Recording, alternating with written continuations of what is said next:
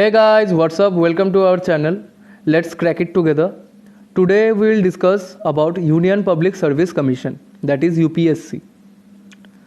UPSC is a central recruiting agency in India. Okay, it is a central recruiting agency in India. Okay, it is an independent constitutional body in the sense that it has been directly created by the constitution. ये एक independent body है, ये directly create हुआ है constitution से.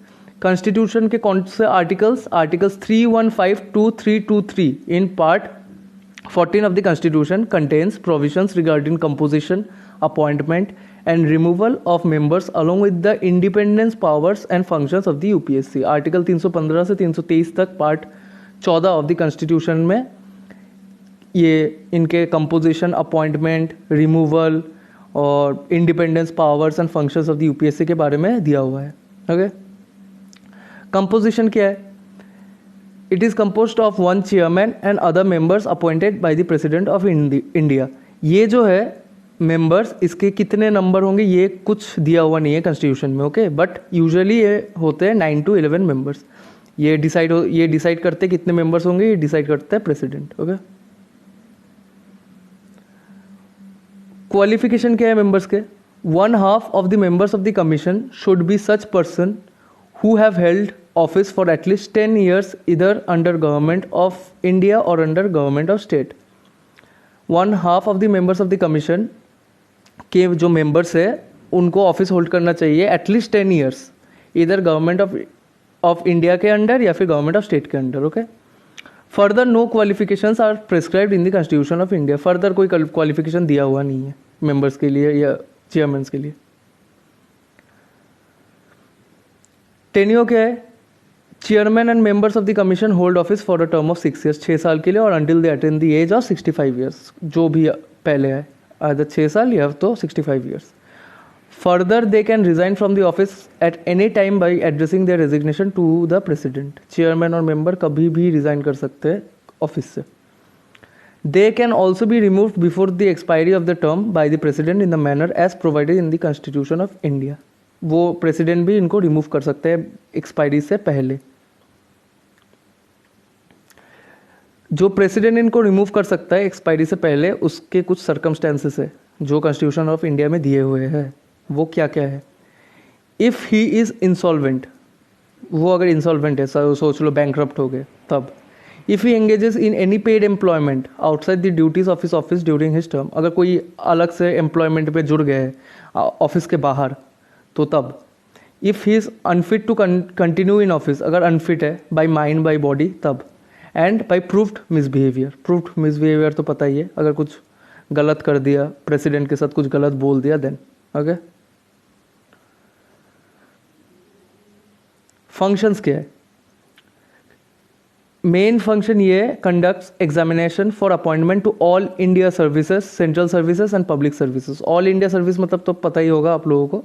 It's IAS Indian administrative service, IPS Indian police service and IFS Indian foreign service. Okay, UPSC is consulted on matters relating to methods of recruitment to civil services and for civil posts. Consult करते हैं UPSC को on matters relating to methods of recruiting to civil service and for civil post. Recruitment to all India services and central services of Group A and Group B, वह तो पता ही है. Group A services के लिए और group B service के लिए जो रिक्रूट होते हैं उसके लिए UPSC को पूछा जाता है, मतलब UPSC हेल्ड करता है एग्जाम्स. ओके, लिमिटेशंस क्या है? What are the limitations?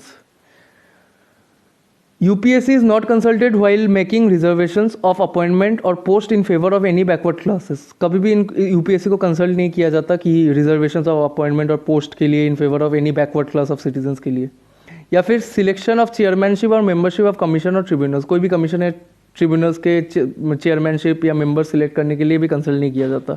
और जो ग्रुप C और ग्रुप D के सर्विस होते हैं ना, उनके लिए भी, जो ग्रुप C और ग्रुप D के government of India, government of states के वो सर्विसेज होते हैं, उनके लिए भी UPSC को पूछा नहीं जाता.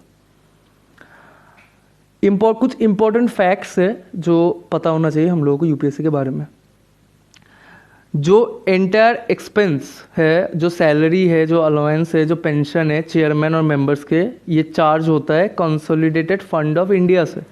ओके जितने भी सैलरी, जितना भी सैलरी अलाउंस है, पेंशन है चेयरमैन का और मेंबर ऑफ यूपीएससी का is charged on the consolidated fund of India. Okay chairman is also not eligible for further employment in government of India और government of state. Chairman is not eligible, जो UPSC का chairman है वो eligible नहीं है कोई भी employment में।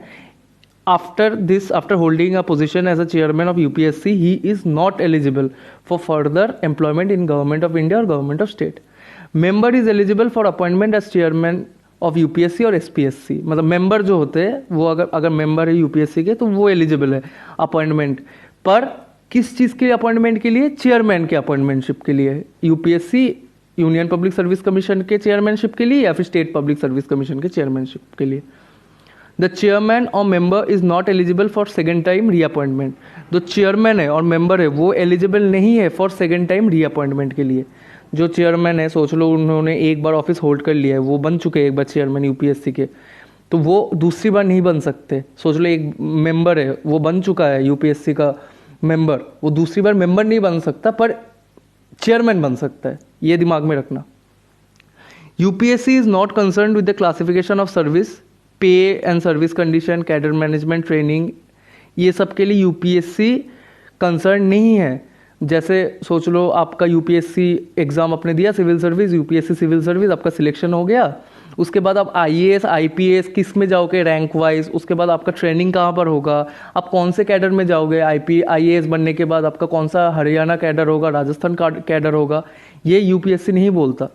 ये सब जो इन्फॉर्मेशन है, जो कैडर मैनेजमेंट है या पे एंड सर्विसेज है, ट्रेनिंग है, ये सब कौन देखता है? ये सब देखता है department of personal and training. वो किसके अंडर आता है? Ministry of personal, public grievances and pension के अंदर। ये याद रखना, ये इंपॉर्टेंट है। और जो लास्ट है वो है जो क्लैश है सीवीसी और यूपीएससी के बीच। सीवीसी मतलब सेंट्रल विजिलेंस कमीशन और यूपीएससी के तो आपको पता ही है।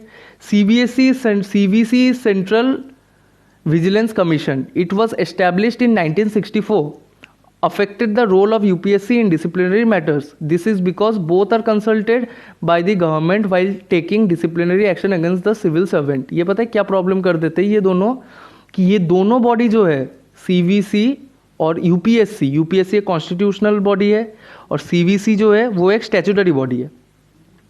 तो इन दोनों में क्या दिक्कत हो जाता है? दोनों को कंसल्ट करता है गवर्नमेंट। अगर कोई सिविल सर्वेंट के अगेंस्ट कोई केस दर्ज हुआ है या फिर सिविल सर्वेंट ने कुछ गलती कर दिया है तो दोनों, सेंट्रल विजिलेंस कमीशन भी और यूपीएससी भी, दोनों गवर्नमेंट को एक रिपोर्ट पेश करते हैं कि इस सिविल सर्वेंट ने ये गलती किया है। तो दोनों के बीच क्लैश हो जाता है, ये कुछ अलग रिपोर्ट पेश कर देता है, ये कुछ अलग कर देता है।